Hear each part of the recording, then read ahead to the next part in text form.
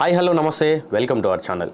So చాలా రోజుల నుండి బీసీలకు 42% రిజర్వేషన్ కావాలని చెప్పి ఈ ఉద్యమం అవ్వచ్చు, పోరాటం అవ్వచ్చు జరుగుతున్న విషయం తెలిసిందే.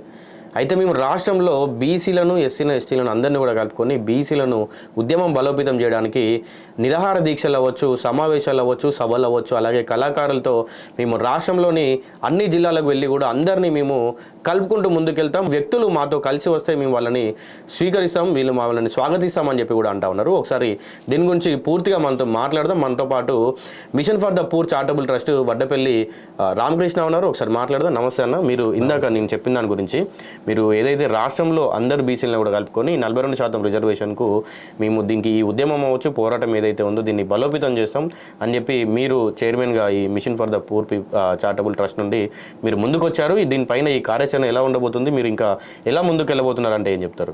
నమస్తే. Mission for the poor charitable trust 2012లో రిజిస్ట్రేషన్ అయింది.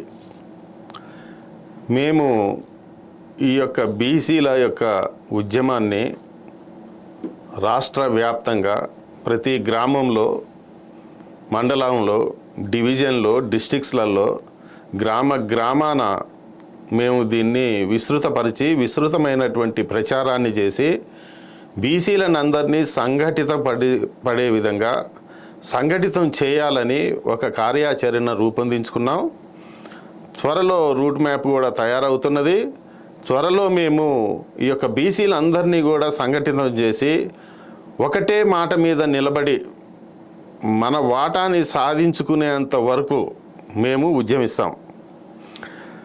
మేము ప్రతి గ్రామం ప్రాతిపదికగా తెలంగాణలోని అన్ని గ్రామాలకు మేము ప్రచార రథాల ద్వారా ప్రచారాన్ని తలపెట్టాం.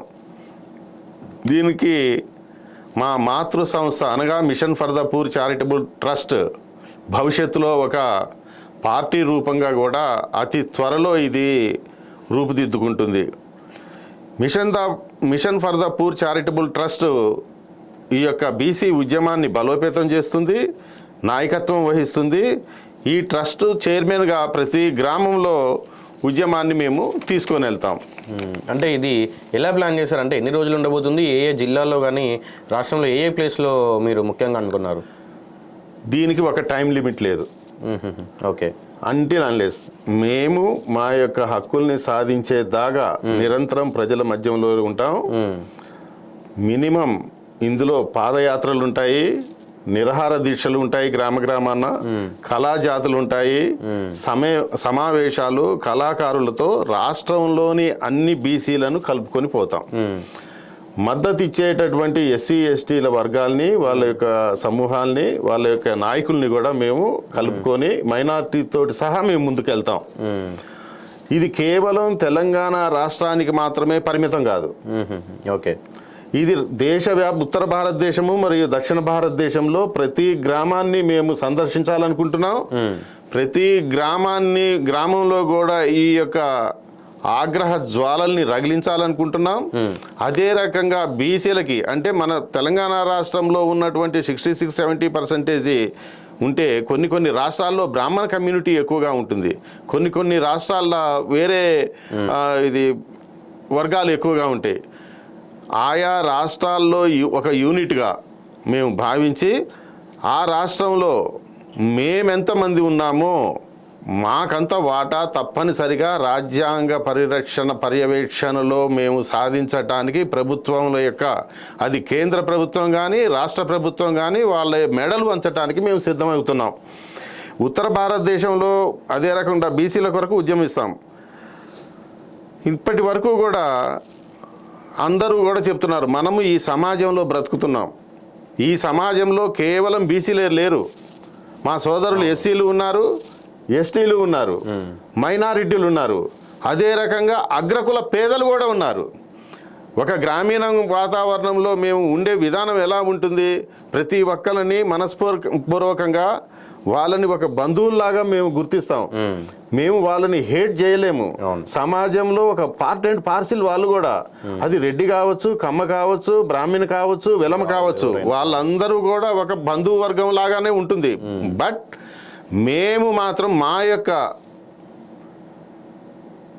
రిజర్వేషన్స్ని మేము ఎంత ఉన్నామో మాకన్ని రిజర్వేషన్స్ కొరకు మాత్రం మేము పోరాటం, రాజీ లేని పోరాటం చేస్తామని మేము చెప్తున్నాం.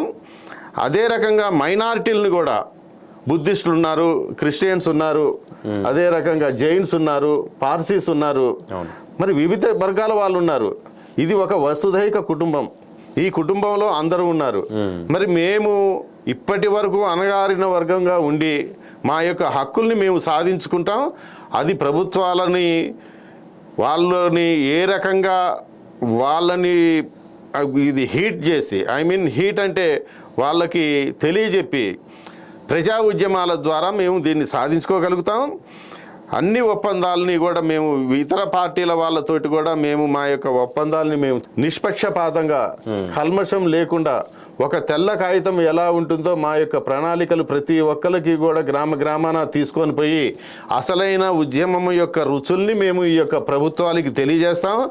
ఇక్కడ ఉన్నటువంటి రేవంత్ రెడ్డి కానీ, లేదా కేంద్రంలో ఉన్న దామోదర్ మోడీ గారు కానీ దీని యొక్క ఇంపార్టెన్స్ని, మేమెంతో మాకంతా అనే ఇంపార్టెన్స్ని ఉద్యమ రూపం ద్వారా తీసుకొని వెళ్ళి మేము పార్లమెంటు సాక్షిగా మన ప్రథమ పౌరుడు అయినటువంటి రాష్ట్రపతి ద్వారా ఆమోదము పొంది మేము దీన్ని సాధిస్తాం. ఈ యొక్క యజ్ఞంలో ప్రతి ఒక్క బీసీ కూడా పాల్గొనాలని పిలిపిస్తున్నాను. ఇప్పుడు ఈ ఉద్యమ కార్యక్రమాన్ని మీరు అంటే ఏ రోజు నుండి స్టార్ట్ అవుతుంది? మేము త్వరలో ఒక 15 రోజులలో మా యొక్క విధాన నిర్ణయాన్ని మేము ప్రకటిస్తాం. మేము ఇప్పుడు ఏం చేస్తున్నామంటే మేధావులని, అదే రకంగా వివిధ వర్గాల యొక్క సమూహాలని, వాళ్ళ యొక్క గుంపులతోటి మాట్లాడుతున్నాం. ఆ చర్య ఎప్పుడో ఒక నెల రోజుల నుంచే ప్రారంభమైంది. ఇందులో ప్రధానంగా ఈ యొక్క ఎంప్లాయీస్, రిటైర్డ్ ఎంప్లాయీస్, డిఫెన్స్లో పనిచేసి రిటైర్ అయిన వాళ్ళు, అదే రకంగా కేంద్ర రాష్ట్ర ప్రభుత్వంలో పనిచేస్తున్న ఎంప్లాయీస్, మేధావి వర్గాన్ని అంటే మేము వీరికి విరామం ఇస్తున్నాం. ఈ విద్యార్థులకి ఎందుకు అనంటే వాళ్ళ యొక్క చదువులు నష్టపోకుండా ఉండటానికి లీజర్ టైంలో వాళ్ళు కూడా పాల్గొనవచ్చు. అంటే ప్రతి ఒక్కళ్ళని, ప్రతి ఒక్క వర్గాల్ని, ప్రతి ఒక్క సంక్షేమ కార్యక్రమాలు పొందుతున్నటువంటి సంక్షేమ కార్యక్రమాలు ప్రభుత్వం ద్వారా కంపల్సరీగా వీళ్ళకి రావాలి అని మేము గుర్తించిన వాళ్ళతోటి సహా ప్రతి ఒక్కళ్ళతోటి కూడా మేము మద్దతు తీసుకుంటాం. వాళ్ళని మోటివేట్ చేసి ఈ యొక్క ఉద్యమంలో మాతో పాటు వచ్చేటట్లుగా చేసుకుంటాం. దీనికి రోడ్డు మ్యాప్ కూడా అతి త్వరలో ప్రకటిస్తాం. కేవలం ఇది ఒక జిల్లాకో ఒక మండలానికో కాదు, ప్రతి గ్రామంలో కూడా దీనికి ఎండ్ అనేది లేదు. మా యొక్క లక్ష్యం సాధించే వరకు మేము రంగంలోనే ఉంటామని స్పష్టంగా తెలియజేస్తున్నాం.